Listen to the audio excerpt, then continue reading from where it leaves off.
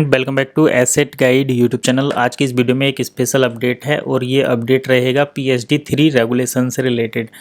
तो जैसा कि हम सभी जानते हैं, बन इकोसिस्टम एक नई करेंसी, नए रेमिटेंस, नए पेमेंट सिस्टम के तौर पर काम कर रहा है। हालांकि कुछ मिस कंसेप्शन, मिस अंडरस्टैंडिंग या मिस गाइडलाइंस रहती हैं, जिनके चलते वो चाहे किसी के भी द्वारा फैलाए गए रूमर्स हों तो लोग थोड़ा सा डिस्कनेक्ट कर जाते हैं। अभी बात कर लेते हैं हम, यहाँ पर एक नई टर्म यूज़ हो रही है, दैट इज PSD3।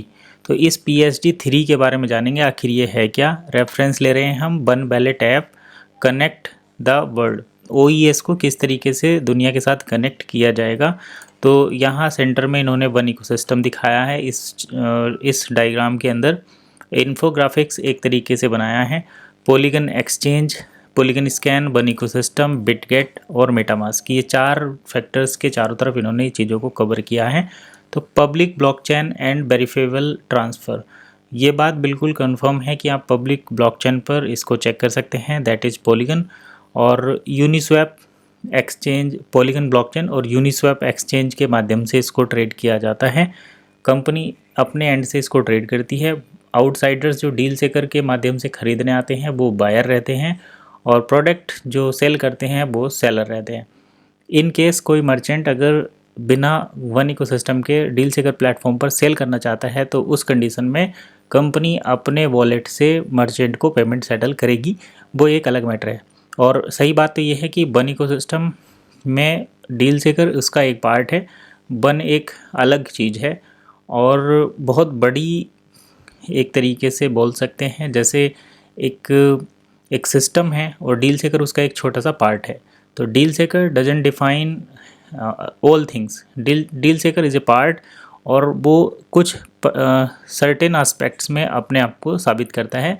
लेकिन वन क्या है, सिस्टम क्या है, किस तरीके से वो रेमिटेंस पे काम करेगा, ये सारी चीज़ें थोड़ा अलग लेवल की हैं और ऊँचे लेवल की हैं। तो आज हम यहीं पर कुछ चीज़ें देख रहे हैं। जैसे OES पब्लिक ब्लॉकचेन पर है, पॉलीगन स्कैन पर चेक कर सकते हैं। मतलब OES की जो ऐप है वो किस तरीके से दुनिया को कनेक्ट करेगी, ये हम जानने की कोशिश कर रहे हैं। तो ऑफलाइन प्रोटोकॉल और डिस्ट्रप्टेड लेजर सिंस, तो ये ठीक है, वन इकोसिस्टम की पॉलीगन स्कैन पर ऑफलाइन प्रोटोकॉल और डिस्ट्रप्टेड लेजर जो है एक दूसरे के साथ सिंस होते हैं, मतलब एक दूसरे के साथ कनेक्ट होकर काम करते हैं। वन इकोसिस्टम में हम एक चीज़ देखते हैं कि ये जो डिज़ाइन किया गया है वो MiCA and PSD3 corridors future bank data को जोड़ने के लिए बनाया गया है।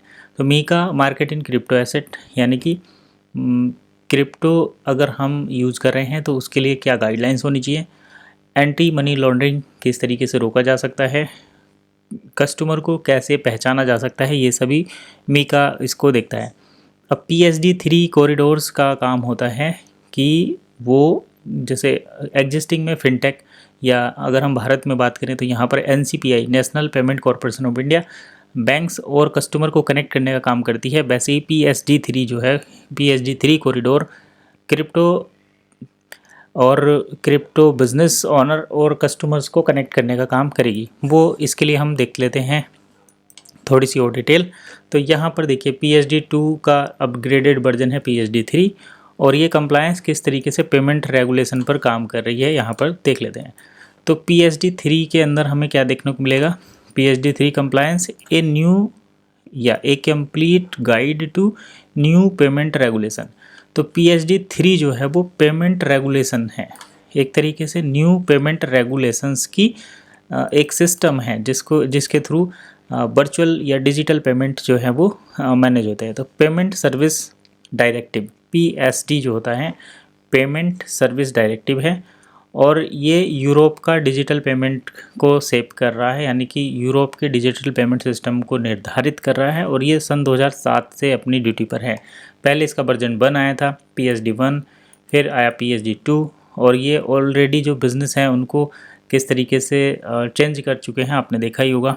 अब PSD3 सेट किया गया है, और PSD3 जो है ज़्यादा चेंजेस प्रोवाइड करेगा, और इससे बिज़नेस ऑपरेटिंग जो होती है यूरोपियन यूनियन में, और यूरोपियन इकोनॉमिक एरिया जो है EEA, वो PSD3 की कंप्लायंस को सही से समझते हैं, और इसकी crucial maintaining operations and staying competitive, मतलब जो एग्जिस्टिंग पेमेंट सिस्टम थे उसको कहीं ना कहीं ये अपने आप को बेहतर, मतलब जैसे बेहतर करने की कोशिश ये कर रहा है।